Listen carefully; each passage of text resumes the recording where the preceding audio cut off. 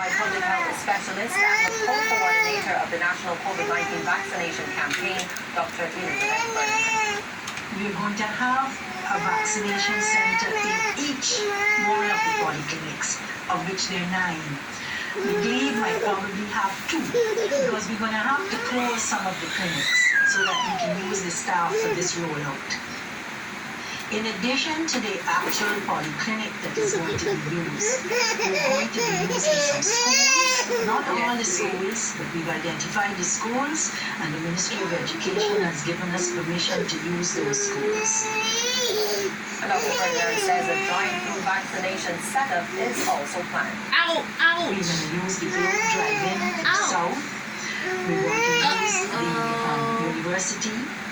We're going to use an area in the north. Now, I have not been there myself, but my co-coordinator, Major Clark, went up and visited somewhere in St. Lucie. We had hoped to use the St. Lucie Secondary School, or the Dar Jordan it's called, but it wasn't logistically possible. So we're going to use this community area so that people who want to drive through can come. We will look to see, is it really catching on? Are they coming, or do we need to close it and move just to the schools? Maybe we might have to open more schools. It just depends on what the load looks like.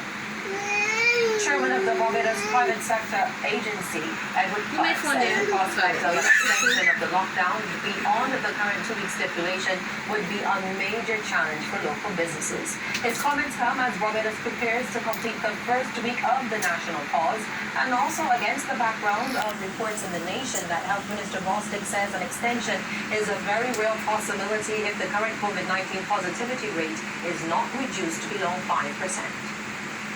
I would say the private sector would be very concerned if there was an extension of the pause period past the 18th of February.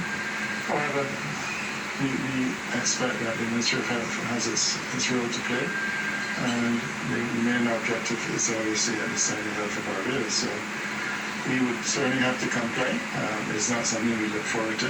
Obviously, very serious negative impact it will have on businesses and employment in general and the wider economy. It's something that no business person or no person in Barbados should be looking forward to.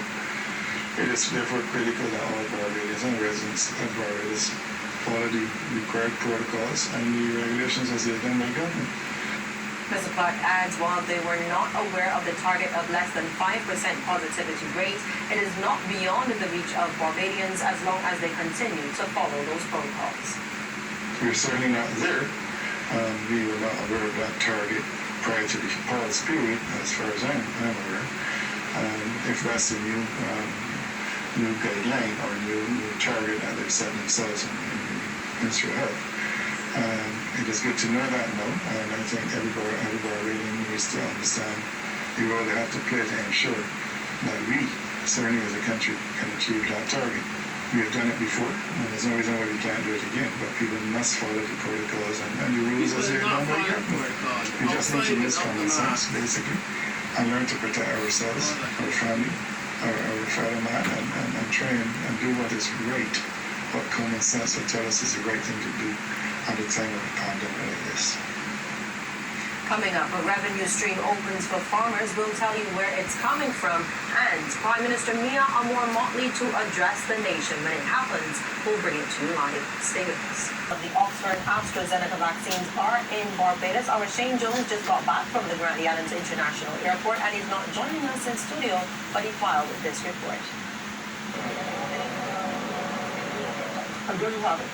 At just about 20 minutes to 5, the Hawk 800XP aircraft behind me touched down at the Grantley Adams International Airport, carrying with it 100,000 doses of the Oxford AstraZeneca COVID-19 vaccine for Barbadians.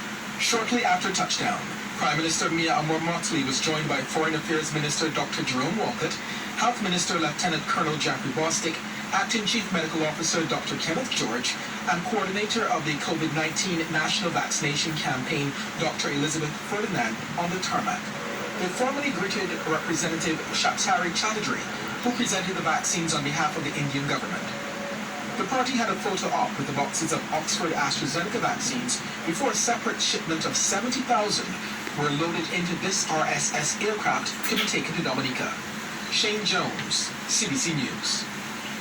Supermarkets and the National Care Package Drive are providing farmers